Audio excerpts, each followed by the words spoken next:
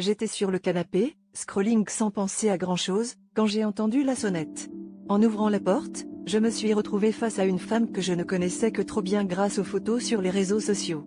C'était l'ex de mon partenaire, et elle n'avait pas l'air d'être là pour échanger des politesses. Sans même un bonjour, elle a exigé de récupérer le collier en argent que je portais ce jour-là, clamant qu'il lui appartenait. Mon cœur s'est arrêté une seconde alors que je réalisais que le bijou que mon amoureux m'avait offert avec tant de tendresse était en fait un vestige de leur passé commun.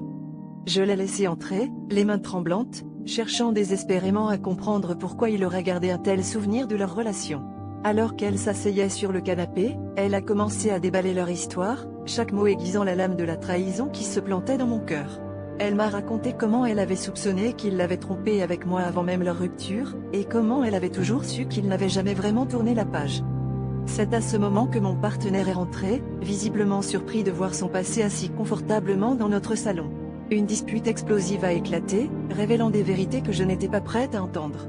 Il a essayé de se défendre, mais chaque explication sonnait comme une excuse creuse. La tension était palpable, et je me suis retrouvée à douter de tout ce que je pensais savoir sur notre relation.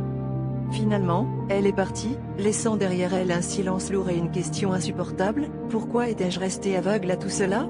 Mon partenaire m'a supplié de comprendre, mais l'écho de son passé résonnait trop fort dans ma tête. La réalité m'a frappée avec une clarté douloureuse, j'avais ignoré les signes, préférant la douceur du mensonge à l'amertume de la vérité. Le bijou, désormais rendu à sa propriétaire légitime, était devenu le symbole de ma propre naïveté et de la complexité des relations humaines.